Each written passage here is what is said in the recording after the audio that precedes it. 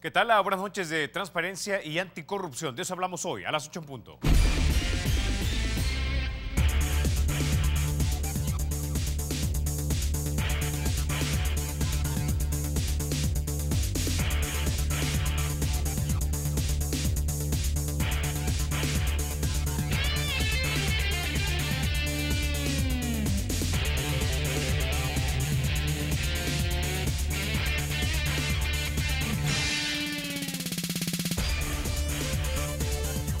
Bueno, este segmento es presentado gracias a El Banco Agrícola y sin mayor preámbulo vamos a introducir a nuestro invitado. Siempre es un placer tener una espirituosa entrevista con don Marcos Rodríguez. Él es el secretario de Transparencia y Anticorrupción. Don Marcos, como siempre, bienvenido a 8 en punto. Bueno, gracias por lo espirituoso y buenas noches a todos y todas las televidentes y ojalá que la entrevista les resulte provechosa. Bueno, comencemos hablando acerca de esto. El Salvador se encuentra actualmente, según la ONG Transparency International, en el lugar 102, el peor resultado de los últimos 6 años cuando se trata de transparencia y percepción de corrupción. ¿Cuál es su valoración de eso? Bueno, mi valoración son dos, ¿no? En primer lugar, fíjese que ayer estaba hablando con alguien que me preguntaba sobre los indicadores en transparencia que tenemos para los objetivos del milenio. Y teníamos dos indicadores. Uno, dar la mayor información posible. Y el otro, bajar la percepción de corrupción. Y yo le comentaba a la persona que me decía esto que son dos objetivos contradictorios. Porque indudablemente cuanto más información pública hay y más se destapan los casos de corrupción en El Salvador, en toda América Latina, en Europa, en Asia, hasta la expresidenta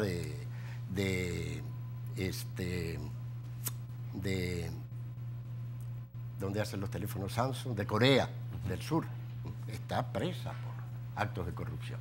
Entonces, como está habiendo un destape mundial de actos indebidos, que tiene que ver con las políticas de transparencia, pero también tiene que ver con las redes sociales, los cambios en la comunicación, entonces hay una percepción mayor de corrupción que antes no se sabía simplemente porque no se conocían los casos. Si nosotros revisamos cuáles son los grandes casos que se manejan en el país, caso Taiwán, salió después de varios años. El caso Saca, igualmente. El caso Funes, sucede lo mismo. O sea que en realidad, ¿no?, la percepción de corrupción es mayor que nunca. Pero Transparencia Internacional tiene otra encuesta que le hace a la población, porque esto de percepción no es de la población, sino que es de observadores especializados y del sector empresarial, ¿no? Y le preguntan a la gente en América Latina qué consideran si lo que está haciendo el gobierno para luchar contra la corrupción es mucho, algo o poco. Y El Salvador sale entre los 5 países en la región, en América Latina y el Caribe, donde la gente aprecia que se está haciendo más para luchar contra la corrupción. Quiero aclarar que en este caso la palabra gobierno hace alusión al Estado, como se utiliza en inglés, ¿verdad? Es decir, no necesariamente al Ejecutivo. Pero, es decir, usted me dice, bueno, ¿hay percepción de corrupción? Sí, más que antes, sí. ¿Hay percepción de que se lucha contra la corrupción? Sí, más que antes, también. ¿Hay más información que la que existía antes? Sí, hay muchísima más información que la que existía antes, tanto por lo que da el gobierno como por lo que dan también los medios de comunicación, que antes eran mucho más reservados para tratar estos casos, y la existencia de las redes sociales. Entonces, para usted, digámoslo así, que este informe de Transparencia Internacional de repente es, de hecho, una consecuencia positiva de esta nueva cultura de la transparencia que se ha ido, digamos, afincando en la mente de los salvadoreños, en la que está demandando mayor rendición de cuentas y que por eso, en parte, se han dado el destape de todos estos casos, como bien mencionó usted, en el caso del presidente Flores, ¿no?, que habría desviado esos 10 millones de dólares de Taiwán al partido Arena, o el caso del presidente Saca, o el presunto enriquecimiento ilícito del presidente Funes. A ver, yo he tenido discusiones en este gobierno con titulares que me han dicho, mire, si movemos mucho el caso de Infocentros o el caso de FCP, afecta a Bandesal. Mire, si movemos mucho la contribución hecha por el Banco Hipotecario al Partido Arena, ahora que se destapó el financiamiento de los partidos políticos, afecta al banco. Entonces la explicación es, sí, mire, afecta al banco, ¿cierto? Afecta a la percepción, pero hay que hacerlo. Yo creo que uno de los errores del sistema político es que cuando a usted una noticia le resulta incómoda, trata de bajarle en vez de transparentarla y discutirla públicamente y ubicarla correctamente. Siempre va a haber gente que la utiliza a favor o en contra, en relación a sus intereses particulares, a su ideología, pero en última instancia, para mí, la peor alternativa es tapar y esconder las cosas. Es decir, entonces, para usted, en estas discusiones que ha tenido con titulares del gobierno, no está para nada de acuerdo en ese compromiso que se quiere hacer de tener gobernabilidad a cambio de menos transparencia. Lo mismo, es decir, yo le digo a usted, mire, y hay un escándalo, por ejemplo, X no quiere decir que lo haya, pero hay un escándalo que afecta a la Universidad Tecnológica o Canal 33 y tiene que discutir ese caso. Seguramente, cuando usted lo discute internamente, va a haber gente que va a decir, mire, esta noticia afecta a la firma. Es decir, tratemos de no darle mucho vuelo. Y va a haber otra gente que le va a decir, mire, paguemos el costo, pero la peor alternativa es taparlo. Entonces, eso es una disyuntiva que encuentra cualquier tipo de institución cuando encuentra problemas internos para saber cómo los maneja y qué tan abierto, qué tan transparente es ese manejo. Entonces, eso mismo que puede pasar en la Universidad Tecnológica, en Canal 33, o en una empresa, o en un periódico, también sucede y mucho más en el sistema político. Entonces, Héctor Silva decía, mire, el problema de la transparencia es que todos estamos de acuerdo, pero difícilmente avanza. ¿Por qué no avanza? Porque a nadie le gusta que lo miren chulón. Y lo peor, y dijo chulón, quiero decir, lo estoy citando textualmente, y fue el mismo día que falleció, porque en ese acto, 5 minutos después, en esa actividad, tuvo el infarto. Entonces, lo que quería decir él es que no solamente, y lo dijo, no nos gusta que nos vean chulones, sino que cuando usted tiene autoridad política, autoridad institucional, está obligado a hacer la ventana para que lo miren chulón. Y realmente, que lo miren chulón por casualidad es complicado, pero hacer la ventana para que lo miren es bastante complicado. Por eso el problema de la transparencia, de la corrupción, del acceso a la información es un problema en constante debate. Muchas veces el tema sube y a veces se le saca un poco de visibilidad pública. Mi percepción particular es que lo que tiene que ver con el acceso a la información pública desde hace unos meses, aproximadamente un año, es un tema que está perdiendo interés, que se le está bajando fuelle, y eso sí me tiene preocupado. Ahora, si hablamos, por ejemplo, de lo que se está destapando, no sé si decir destapando es la palabra, pero de lo que se ha identificado, por lo menos en los procedimientos administrativos, por ejemplo, en la Corte Suprema de Justicia y los casos de probidad, ¿usted cree que eso es algo que tiene que ver con esta cultura de transparencia y anticorrupción que poco a poco hemos ido quizás apropiándonos de ella?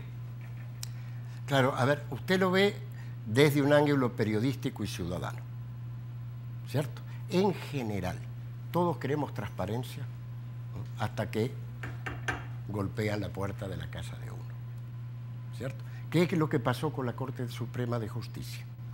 Bueno, en determinado momento, ya en los últimos años, en esta gestión, se tomó muy en serio esto de la sección de probidad. Hubo una acción importante del instituto que fue cuando dijo que debían ser públicas, ¿se acuerdan?, las declaraciones de probidad de los distintos funcionarios públicos. Hizo su lista, habló de 79 casos, después habló de 400 y pico de casos en revisión, o sea que en realidad se revisaban a veces las declaraciones de probidad, pero rara vez se investigaban adecuadamente, ¿no? Bueno, ¿qué pasó? Entró con mucha fuerza, a algunas personas las mandaron a juicio civil, ¿no?, pero después perdió fuelle.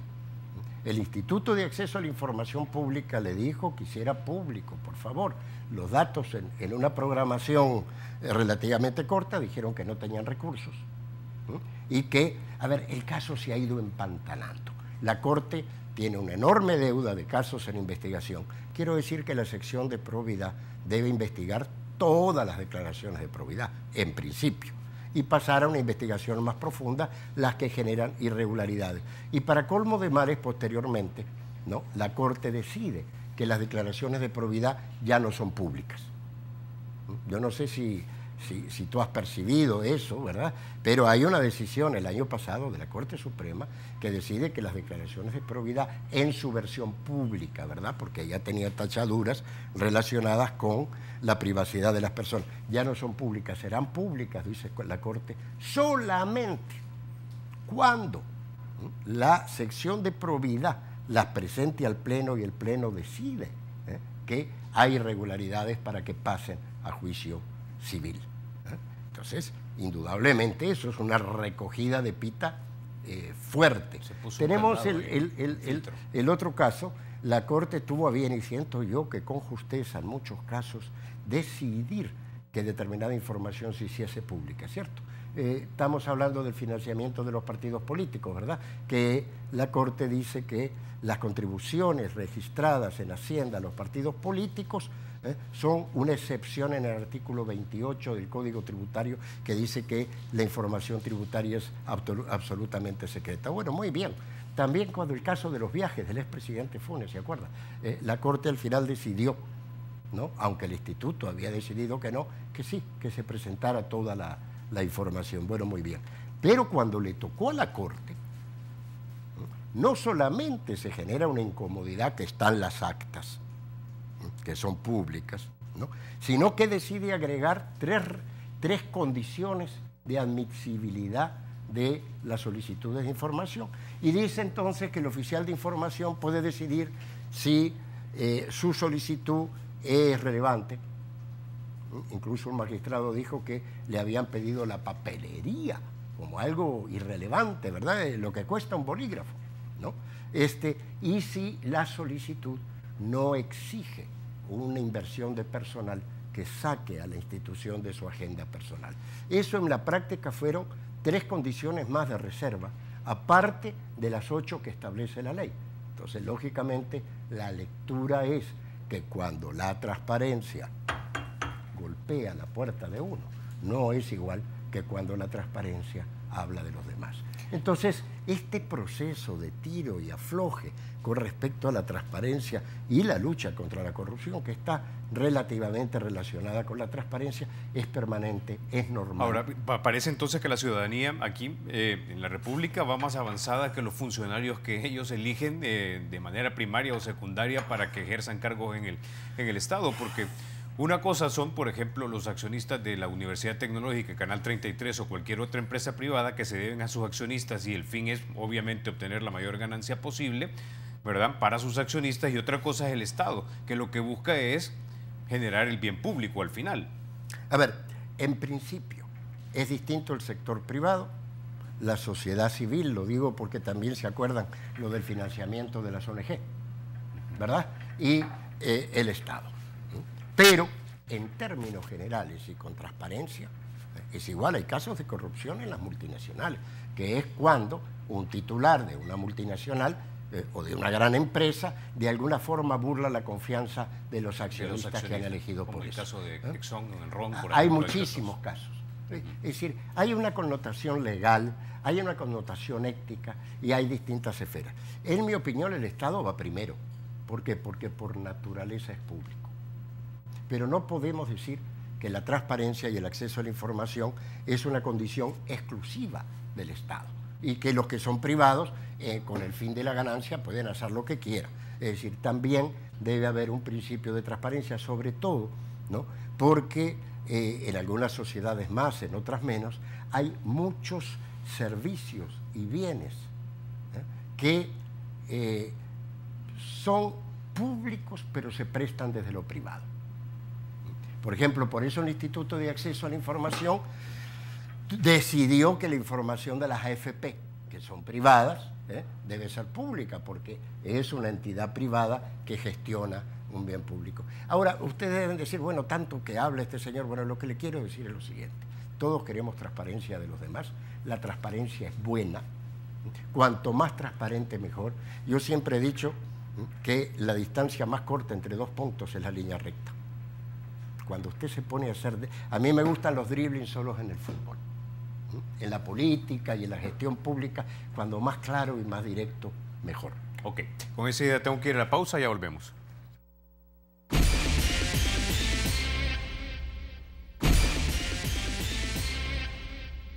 Bueno, el Banco Promérica cuenta con la garantía de rapidez en todas sus cajas, donde te atienden en 20 minutos o en menos. Bueno, don Marcos, seguimos hablando. Hemos escuchado también, más bien leído y reportado, sobre denuncias que han sido realizadas por algunas organizaciones sociales en torno a la excesiva cantidad de documentos que están clasificados como reservados en las instituciones del Ejecutivo. En muchos casos, la respuesta de los entes obligados ante las peticiones de información es que hay una existencia de la misma. Respuestas que dicen que no cumplen con los parámetros establecidos por el Instituto de Acceso a la Información Pública. Se continúa sin conocer, por ejemplo, el manejo que desde Casa Presidencial se hace de la partida secreta, la cual prosigue la práctica de anteriores gobiernos, bla, bla, bla. Quiero que pongamos en pantalla también algo que habla sobre los procesos de falta de respuesta por institución. El Ministerio de Relaciones Exteriores tiene una cantidad de casos que son 5. La PNC tiene 5, la Corte de Cuentas tiene 2, el Banco Central tiene 2, el MINET tiene 2, el CONA tiene 2, la CEL 1, MINEC, etc. Es decir, hay instituciones acá en que son parte del Ejecutivo y Casa Presidencial tiene uno, donde de repente lo que se ha dicho es, mire, esos documentos no existen, o simplemente está reservado.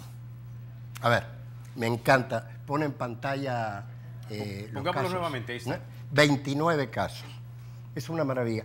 ¿Sabes tú cuántos requerimientos de información tiene solo las 84 instituciones del Ejecutivo? Sí. Sin incluir la Asamblea Legislativa, la Corte de Cuentas. En estos 6 años ha tenido 71.000 personas que han solicitado información y han solicitado aproximadamente 166.000 demandas concretas, porque tú generalmente pides una solicitud, pero incluyes 3 o 4 informaciones que quieres. Estamos hablando de más de 166.000 solicitudes. Estas instituciones del Ejecutivo no respondieron por reserva, quiere decir no te la doy porque la información es reservada, en aproximadamente el 1% de los casos, son 800.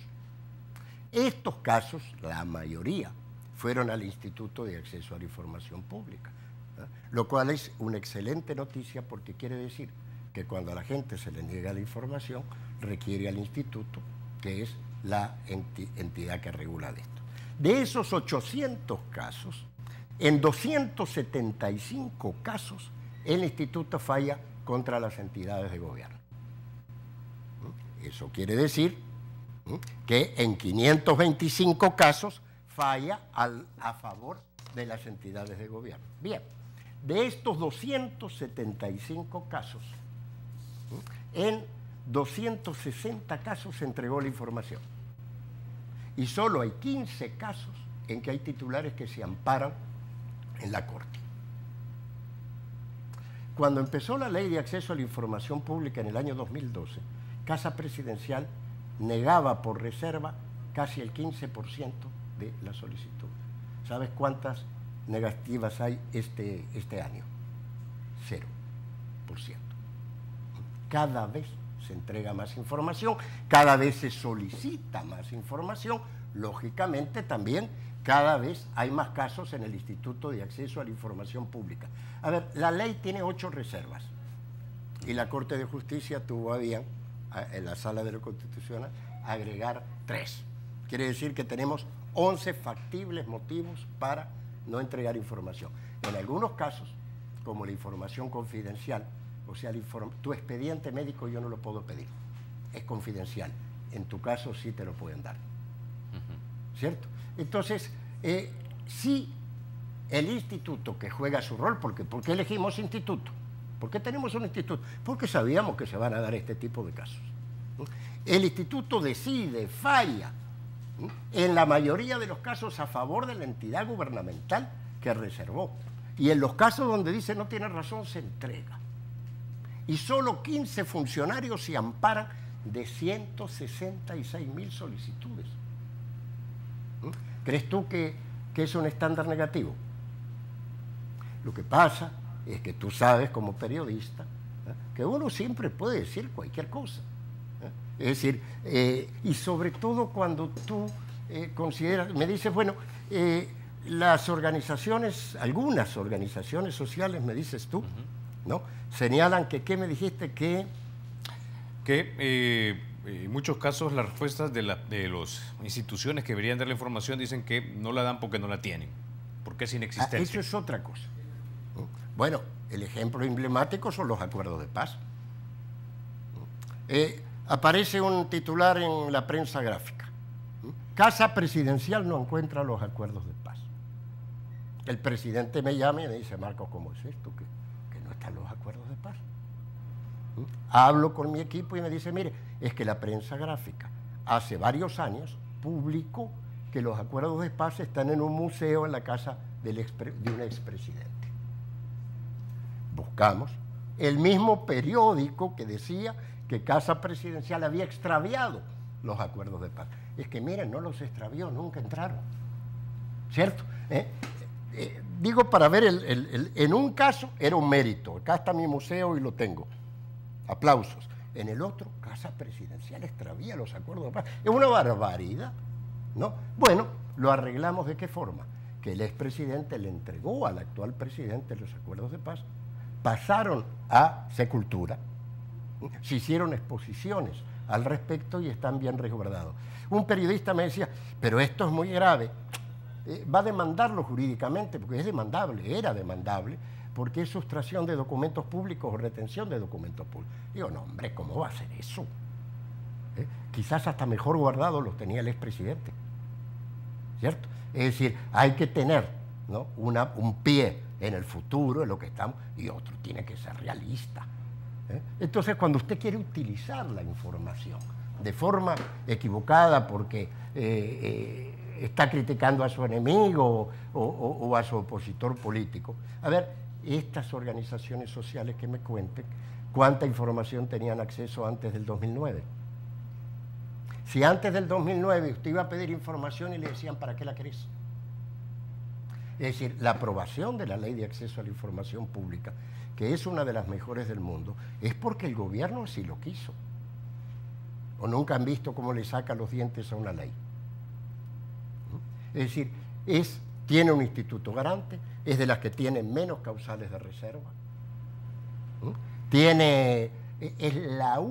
el único país del mundo donde el instituto garante se elige con ternas que provienen de la sociedad civil. Okay. Entonces, es decir, aún así, yo puedo decir, no, persiste una cultura de opacidad. A ver, deme datos. No haga la afirmación gratuitamente, porque eso es poco transparente. Yo no puedo decir cualquier cosa y no estoy en condiciones de fundamentarlo, ¿no? Entonces, y digo una generalidad. ¿Crees tú que una cultura de 200 años de opacidad se cambia en 7 años? No, claro que no, eso lo tenemos clarísimo. Ahora, don Marco, ya que habló usted de afirmaciones que a veces son demasiado tajantes y de repente a veces infundadas y hasta pueden ser malintencionadas, y las vemos usualmente en las redes, pero que teniéndolo a usted aquí enfrente le puedo preguntar. Este tema, por ejemplo, que tiene que ver con Casa Presidencial, el tema de los sobresueldos, ¿existieron o no existieron verdaderamente? ¿Tenemos prueba documental que nos pueda garantizar que alguien firmó un recibo con sobresueldo? Mire, generalmente los presidentes salientes se llevan la documentación de una partida que es legal, que es la partida discrecional del presidente que está en el presupuesto. Todos los presidentes de la República, todos, y los presidentes de todos los países tienen partida discrecional. La diferencia entre país y país, ¿cierto?, es cuál es el nivel de control social y control jurídico que hay sobre esa partida. Porque si no hay control, puede suceder que un presidente la usa en beneficio personal. No claro. Estoy diciendo que ha sucedido, digo que puede suceder. Ahora bien, a nosotros nos pidieron sobre esa partida y por primera vez en la historia publicamos los montos de esa partida y lo subimos a la web. Es decir, ¿y qué es lo que dice? Bueno, lo que dice es que el punto máximo de partida discrecional fue con el expresidente Saca. En realidad esa partida es menos del 1% del presupuesto, pero llegó a ser el 60% de la partida de Casa Presidencial. ¿Y eso significaba cuánto dinero? Híjole, ya me Una cifra agarró. redonda. Estoy manejando bastante datos, pero Sí. se las debo. Ahora, si ustedes entran a transparencia, a gobiernoabierto.gov.sb, van a encontrar toda la documentación. Se entregó un documento aparte de los datos. Ok. Y Habiendo eso establecido, se ha reducido, sensiblemente. Cuando dimos el informe, se había reducido el 60%, ¿no?, a la mitad, al 30%. Habiendo establecido entonces que había una partida discrecional del presidente y que la usaba como él quería, ¿tenemos entonces prueba documental de que existían sobresueldos? No, no hay prueba documental. Lo que hay, aparte de lo que usted y yo hemos visto en las redes, ¿cierto? Que hasta he visto que Messi también recibía que el sobresueldos. periódico Messi Pero bueno, continúe. se lo daba a algún admirador. Lo que existe es que salió un artículo la semana pasada o la anterior de la revista Factum, que dice que la Fiscalía llamó a declarar a 20 exfuncionarios, o a 22, y que de ellos 4 no habían admitido los sobresueldos, los otros aparentemente sí. Es Fiscalía que maneja eso, porque es Fiscalía la entidad que le compete investigar. Entonces hay presunta evidencia testimonial, periodística, digámoslo así, pero no documental. Ahora, cuidado, a propósito de las redes. Después que salieron aquellos documentos firmados, creo que los publicó Alejandro Mason. Sí. Un plus es que Alejandro Mason se llama Alejandro Mason y publica como Alejandro Mason, porque en las redes hay mucha gente que se esconde, Claro. para publicar lo que dice. Pero tenemos capacidad de verificar si eso que esta persona publicó efectivamente era... La documentación no está en Casa Presidencial, Okay. ¿cierto? Eso se lo puedo decir con total certeza. Yo no puedo dar fe, ni que los documentos, ni cómo llegaron a Alejandro Mason, ¿no? Lo que sí sé es que Fiscalía investiga el caso, y también sé que aparecieron 2 documentos, paradójicamente, uno con la firma de Gerson Martínez y otro con la mía, a propósito de unos sobresueldos. Y lo que hizo Gerson Martínez, y yo hice a diferencia de otros funcionarios, es que en menos de una semana estábamos en Fiscalía presentando el caso. En el caso mío, usaron una firma digital, de esto cuando yo hago invitaciones, claro, que salen cientos. Y yo lo que le decía al fiscal, que todavía no ha respondido, es que lo único que necesita es un técnico especialista en firmas, compara las firmas digitales con la firma y va a ver que es exactamente, copiaron y pegaron. Entonces, yo pienso que el punto es lo siguiente, ¿no? Deben investigarse las declaraciones de probidad, todas, sí. Debe responderse cuando hay una acusación falsa, si es falsa, sí. Nunca mire para otro lado, nunca diga, no contesto porque me están atacando, ¿no? Porque el ser funcionario le da a usted una responsabilidad pública. Cuando yo estuve en el juicio con Ana Vilma de Escobar, uno de los puntos que definió el juicio, uno de los puntos, es que la Sala de lo Constitucional había decidido anteriormente, en un juicio entre la prensa gráfica y un jefe de policía, que el honor de los políticos jurídicamente vale menos que el honor de los particulares. Un poco lo que tú decías con respecto al sector privado y al sector público. Y la sala razonaba, para mí con razón, que la persona que acepta desempeñar un puesto público lo hace en el entendido que se somete al escrutinio público. Exacto, se disminuye, ¿cierto?, su derecho. Lo que no quiere decir que uno puede decir lo que quiera de un funcionario público, pero la verdad es que un funcionario público debe aceptar, debe entender, debe comprender y debe apoyar que tiene una mayor responsabilidad de ser cuestionado y rendir cuentas que lo que tiene una persona particular. Ok, con esa idea vamos a la pausa. Cuando regresemos vamos a hablar acerca de un caso más de Capres y de los partidos políticos y quiénes son los que les dan la plata. Ya volvemos.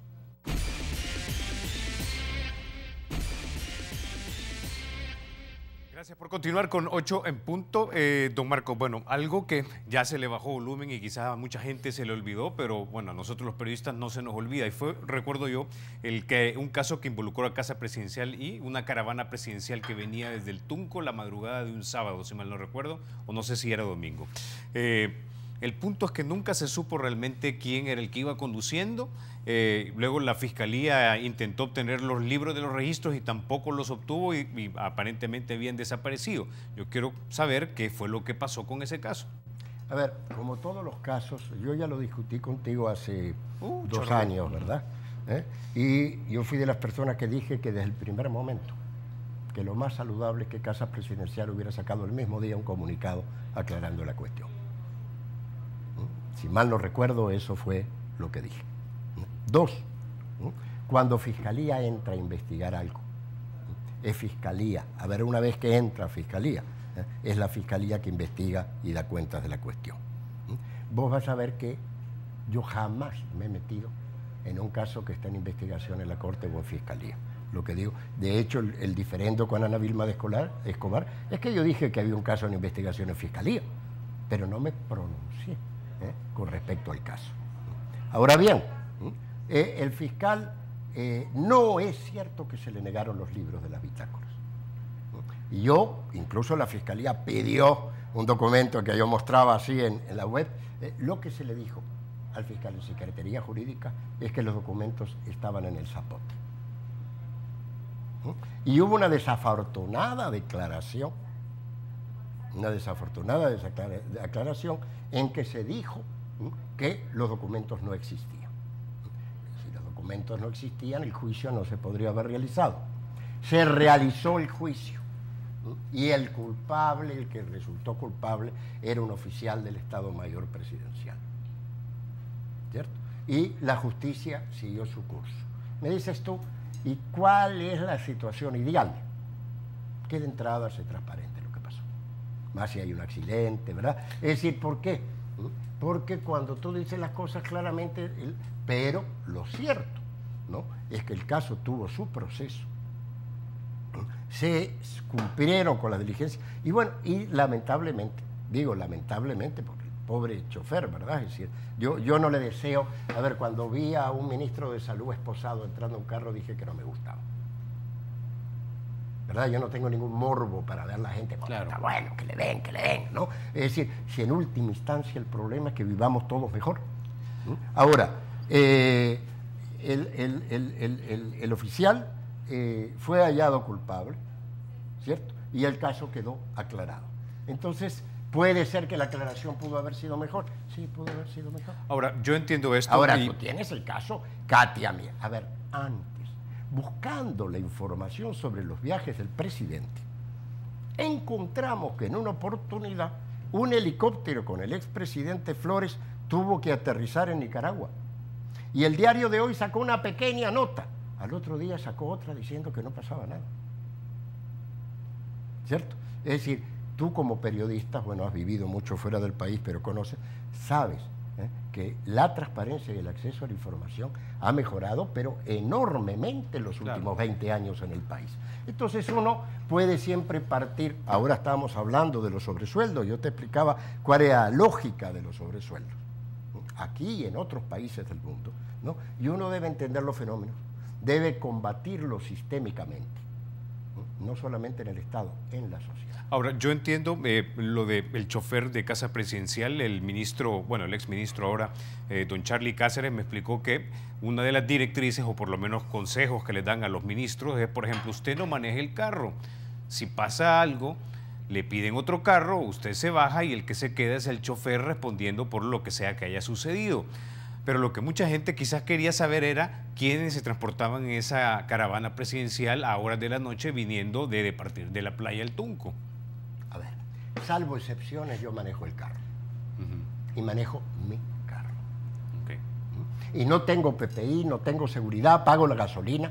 Y solo cuando voy a algunas actividades donde no me puedo parquear, donde tengo problemas, llevo el carro oficial y un motorista. El motorista y el carro oficial está al servicio de correo de la secretaría que yo presido. Entonces a mí nadie me dijo, no manejes carro, hace esto, hace el otro, ¿no? Simplemente yo manejo mi carro y fíjate qué irónico. En ese momento del desafortunado accidente, ¿no? Un medio que también fue denunciado publicó que yo manejaba el carro. Bueno, entonces, ¿verdad? ¿quiénes iban en la caravana? ¿Esa información es reservada? No. Ahora, yo creo que lo más adecuado, dado que el caso pasó a la justicia, ¿no? Es que hay un juez de por medio, hay un fiscal de por medio, ¿verdad? Es decir, y hay 1000 rumores. Ahora, ahí no fue nadie que fue a poner un testaferro, ¿verdad? Ahí en que se llevara la condena. Es decir, eso no aparece en ningún tipo de declaración ni de fiscalía de ningún lado, ¿no? Entonces, el caso se resolvió, ¿no? Creo que no hubo conciliación, ¿verdad? Porque el problema no fue solamente que falleció una persona, sino que se cometieron actos indebidos en cuanto a que se movió el carro del lugar, etcétera, etcétera. Estuvo la seguridad presidencial involucrada en el caso. Entonces, bueno, yo creo que ya, pues. Bueno, entonces entiendo que la información sobre quiénes iban en esa caravana es reservada. No, pedíla. Okay. Pídala por acceso a la información. Yo creo, ¿no?, que Fiscalía tiene el caso. También se lo puedes preguntar al fiscal. También puedes preguntar y puedes buscar las actas que están del juicio público. Hay un juicio público de por medio. Okay. Bueno, pero ya lo dijo, la información no es reservada y la puedo pedir, pero usted no me la va a decir. No, yo no me voy a meter en un caso de ese tipo. Ok. Ahora, don Marcos, tengo una pregunta. Usted me habló acerca de cómo se vive, por ejemplo, en otros países como en Estados Unidos, donde, por ejemplo, el presidente tiene que revelar el informe médico. ¿Usted cree que en un país como el nuestro, en este momento, vamos avanzando hacia ahí o no, de que tanto el mandatario como el vicemandatario revelen su estado de salud, sabiendo que, en este caso, su salud, de hecho, es una cuestión de Estado también? A ver, el caso ya lo conoció el instituto. Y el instituto ya dijo que si por alguna razón el presidente no puede cumplir sus funciones y evidencia problemas de salud, debe informar, y tiene sentido. Pero que el presidente, yo no sé si Estados Unidos, porque quizás en Estados Unidos debe el presidente decir eso, pero estoy seguro que hay un montón de armas en Medio Oriente, Siria, y que no la vas a encontrar en ningún registro en Estados Unidos. Es decir, los países son distintos. Entre bomberos no nos vamos, como dicen, entre gitanos no nos vamos a leer la mano. O entre magos no nos hacemos ¿cierto? maya, dicen. Y Estados Unidos, ¿no?, siento yo que tiene fondos por su peso en el mundo, no es lo mismo que El Salvador, ¿no? Claro. Entonces, incluso en Transparencia Activa, no recuerdo el dato, pero publicamos un informe de acceso a la información en Estados Unidos y los números y las estadísticas son mejores las de El Salvador que las de Estados Unidos. Okay. Y era un informe independiente. Entonces, si en este momento no es posible... Entonces, yo respeto mucho a Estados Unidos, pero no creo que sea el paradigma en términos de transparencia. No, y yo tampoco lo estoy diciendo. Yo lo que puse fue un ejemplo en especial porque también mucho se ha reportado en ocasiones sobre los viajes del presidente por razones de cuestiones médicas que todos las tenemos. No estoy diciendo eso. Lo que estoy preguntando es si usted ve en algún momento que tal vez no sea esta presidencia donde esa información sea un poco más de carácter público o con cuestiones reservadas. El presidente se atiende en Cuba desde antes de ser presidente. Hace controles de salud en Cuba desde antes de ser presidente. Él confía en el sistema de salud cubano. Así como los otros expresidentes que vieron en este país van a los Estados Unidos, incluyendo Duarte. De Duarte a la fecha, y estoy seguro que antes también, y nadie anda armando tanto lío porque van a Estados Unidos y yo no estoy armando lío si él tiene la intención de ir a Cuba una vez más. Mi punto era por la cuestión de la transparencia. Si usted mira que vamos avanzando hasta el momento en el que cualquier presidente, puede ser de Arena, de Gana, puede ser del Partido Socialdemócrata, puede ser de Nuevas Ideas, en un momento dado cuando va a su informe anual o no su informe anual, pero cumple año, presenta un informe de su salud. Es todo lo que... Mire, esa es una condición, posiblemente voy a investigarlo en los Estados Unidos, si es regular. En El Salvador, el instituto ha determinado que si hay problemas de salud que no permiten que el presidente desempeñe sus funciones, debe informar. Pero le voy a contar otra cosa. Los viajes del presidente a Cuba, cuando va por su control médico, como alguien puede ir a Estados Unidos, a Texas o a cualquier lado, perfectamente de acuerdo, son no públicos. privados. ¿Privados? Son privados si lo paga con fondos propios, que así es. El presidente Salvador Sánchez Serén es el único presidente en la historia de El Salvador, ¿no?, que tiene registrado el costo, el lugar, a dónde va de todos sus viajes presidenciales. El único. ¿Has leído tú eso en algún medio de comunicación? No. El presidente a menudo viaja en clase turística. ¿Has leído tú eso? No. No, en ningún Pero lado. usted lo está el diciendo presidente, aquí. lo estoy diciendo porque, ¿cierto? Porque siempre hay una discusión entre el vaso medio lleno y medio vacío. Lo que yo estoy diciendo no es que El Salvador es perfecto, ni que este es el gobierno más transparente del mundo. Lo que estoy diciendo, y me tienen que probar lo contrario, con datos, no con afirmaciones, es que el país ha avanzado en los últimos 9 años más en transparencia y lucha contra la corrupción que nunca antes. Y que en eso ha participado el gobierno nacional, pero también ha participado Fiscalía, Corte. El problema es que cuando la cosa se revierte y el cuestionado es uno, no se pone un poco nervioso, pero lo cierto es que no hay que perder la cordura, hay que seguir avanzando porque esto le confiere legitimidad a la democracia. Ok, con ese ya nos vamos a quedar, ya volvemos.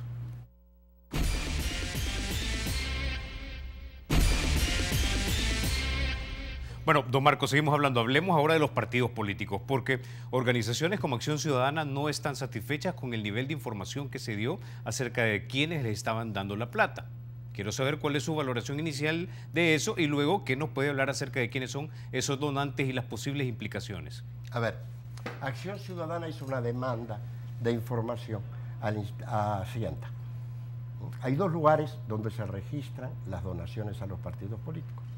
Uno es el Tribunal Supremo Electoral, y lo hacen los partidos políticos, pero solo 2 años no han hecho. ¿Por qué? Porque es desde que se aprobó la nueva ley de partidos políticos. Y después, históricamente, se han declarado Hacienda. ¿Por qué? Porque hay un requerimiento de ley y porque las donaciones a partidos políticos, iglesias, ONGs, etcétera, son deducibles de impuestos. Muy bien, Acción Ciudadana pidió la información y Hacienda se la negó, aduciendo que el artículo 28 del Código Tributario lo prohíbe. Para mí es horrendo ese artículo, porque cubre a todo el sector privado. Es decir, yo te puedo preguntar cuánto costó una papaya si sos funcionario, pero no puedo preguntar si pagas impuestos o no pagas impuestos. Así el país. Nadie quiere tocar, no el gasto, sino el ingreso. Bueno, Hacienda lo niega. El solicitante de Acción Ciudadana va al Instituto de Acceso a la Información Pública y el Instituto le da la razón. Hacienda no se la da y se ampara en la Sala de lo Contencioso. El solicitante va a la Sala de lo Constitucional y la Sala de lo Constitucional decide que se dé. Yo quiero decirle a los televidentes que en Twitter y otros lugares yo en todo momento dije, si yo hubiera sido ministro, después que el instituto le hubiera dicho, le digo, acá lo tiene y más. ¿Cierto? ¿Para qué? ¿Para qué ponerle más morbo al punto de lo que realmente tiene? Exactamente. ¿No? Muy bien, ¿no? Acción Ciudadana recibe la información porque pidió 2 años, ¿no? La Secretaría de Transparencia publicó desde 2006 al 2017. ¿Cuántos son? 11 años. Y encontramos que las donaciones ascienden a 69 millones de dólares, de los cuales el 64% las recibió el Partido Arena, el 18% las recibió el FMLN y menos lo recibieron los otros partidos políticos. También aparecen los nombres. Se encuentra que el Partido Arena es financiado en un 92% por grandes empresas, ONGs y universidades. Y en el caso del FMLN es fundamentalmente personas naturales y mucho funcionario que cotiza al partido político porque quiere. No es un condicionamiento, pero sí son muchos funcionarios, ¿no? Entonces, yo no sé qué es lo que no ha recibido Acción Ciudadana, pero pidió 2, le dimos 11. ¿Cierto? Yo creo que esto se habría resuelto mucho antes y si usted me dice, ¿aparece información relevante? Sí. A mí lo que me llama la atención es que ni Acción Ciudadana, ni ningún medio de comunicación, hasta hoy levanta el punto, es decir, tú no has visto, revisa los diarios, no hay nada sobre el financiamiento de la política. Es más, ¿no? A un periodista que le pedí entrevista, un conocido entrevista, periodista, me dice, mira, no te la puedo dar porque estamos en periodo de agenda electoral. Digo, ¿algo más electoral de quién paga el mariachi? ¿Encontró algo que le algo sorprendió más ahí? Importante para la República de quién paga la política? Claro. ¿Cierto? Ciertamente. Entonces, muy bien, ¿por qué tapamos eso? ¿Por qué agregamos nuevas reservas a la Ley de Acceso a la Información Pública? ¿Por qué decidimos que las declaraciones de probidad ya no van a ser públicas? ¿Por qué hace 2 años usted leía los diarios y todas las semanas había 2 o 3 artículos sobre transparencia? Y yo decía que a veces no me gustaba lo que decía, pero bendito Dios que el tema estaba en agenda. Busque ahora. Pero, no hay nada. Ok, y en estos informes que revelaron básicamente los donantes de los partidos políticos, ¿encontró algo que le sorprendió realmente o solo le confirmó? Claro, aparecen cosas llamativas. Universidades que aparecen como cotizantes del Partido Arena, aparecen lo más llamativo, son 2 ONG que cotizan 20 millones de dólares. Una es el Centro de Estudios Rodríguez Por. Esto no tiene nada que ver con los fondos Taiwán, quiero aclarar, porque la Rodríguez Por estuvo involucrada, pero los fondos Taiwán es 2004-2005, esto es del 2006 en adelante. Quiere decir que es un centro de estudio que yo no conozco mucho qué estudios has hecho, pero sí que mueve mucho dinero y que ha sido un contribuyente considerable, ¿no? A un partido político. Pero después hay otra ONG más llamativa, se llama Fundación Libertad y Progreso, ¿no? Buscamos los registros y no existe registrada como fundación. ¿Y no hay nada que regule en la ley eso? Porque... Y esta fundación entregó 7 millones de dólares. Yo me imagino que si yo fuera fiscal, digo, bueno, a ver, hay una fundación, y esto declarado por el mismo partido, solo que la Fundación Libertad y Progreso aparece solo registrada en el Tribunal Supremo Electoral y no en Hacienda, porque como no está registrada, no es contribuyente. ¿Comprende? Pero 12 millones de la Rodríguez Por, que es una ONG, y 7 millones de una fundación que no encuentra usted los registros ni quiénes la componen, son 20 millones de dólares. ¿Quién movió ese dinero? ¿De dónde viene ese dinero? Eso con respecto al problema de seguridad. También encontramos, ¿no? Ahora encontramos donación de un partido político a otro, ¿cierto? Pero el punto central, a ver, yo le quiero sacar un poco de morbo a esto, porque todo el mundo entra y a ver quién, y agarro. El punto central es, uno, ¿tiene relación con la lucha contra el crimen organizado? Sí, porque en Guatemala, aquí en varios lados, han aparecido políticos vinculados al crimen organizado. ¿Cierto o no? Sí, es cierto. ¿Tiene relación con la calidad de la democracia en la República? Claro. ¿Cierto? Porque el punto es que teóricamente la democracia todos valemos iguales, todos votamos, el voto del rico es igual que el del pobre, el blanco, el negro, la mujer, el hombre. Pero no, resulta que la política lamentablemente cada día es más marketing, sí, y menos debate ciudadano. Okay. Entonces usted me dice, bueno, y en este contexto, ¿gana el mejor o el que tiene más dinero? Okay. ¿Y ese dinero de dónde viene? Y si ese dinero viene de determinados sectores, por ejemplo, uno de los principales financiadores de varios partidos, de 2 o 3 partidos, ¿no? Es la Asociación Azucarera. En varios años, ¿cierto? Y El Salvador, tú como contribuyente o como persona o yo como cliente, vas a comprar azúcar al supermercado. Y ese azúcar que tú compras vale el doble que lo que vale en Estados Unidos. ¿Crees tú que el precio del azúcar que está protegido tendrá algo que ver con esas donaciones? Puede que sí, puede que no. Pero el punto es el potencial conflicto de intereses entre quien paga y una entidad que debe representar, como tú mismo decías, el interés común. Okay. Entonces, es un tema relevante y yo lamento mucho más allá del morbo de quién, es que es un tema que no se le quiera dar importancia, la misma relevancia. Acción Ciudadana. Una vez que le dieron la información de 2 años, ya no dijo nada. Bueno. Bueno, de repente vamos a tener que hacer un programa solo de eso, don Marco, porque a nosotros sí nos interesa, porque, como usted lo dijo, el que paga el mariachi también es el que pide la canción. Y en una república eso tiene que estar por lo menos clarísimo. En Estados Unidos, por ejemplo, no es ningún secreto que los hermanos Koch, que son sumamente millonarios y conservadores, financian a buena parte de los candidatos del Partido Republicano. Y en eso no hay nada siniestro. El punto, lo que hay que estar pendiente es si luego estos representantes no van e impulsan políticas en el Congreso. Hay en Estados Unidos cosas siniestras también. Por ejemplo, el expresidente Obama tuvo que sacar un código de lobby. ¿Por qué? Porque el lobby, que se suena muy elegante en la entrada de un hotel, es una de las formas de influencia que hay en legisladores. En el sistema. Este tema da para más, pero se me acabó el tiempo, en don todos Marcos. lados se cuecen habas. Eso sí, hay que y decirlo. En casa, caceroladas. Dicho esto, gracias, don Marco, por haber estado esta noche aquí en 8 Puntos. Ustedes, amigos, se quedan con la programación de Canal 33. Soy Carlos Toledo, gracias por vernos. Recuerden, la República es de todos y hay que cuidarla.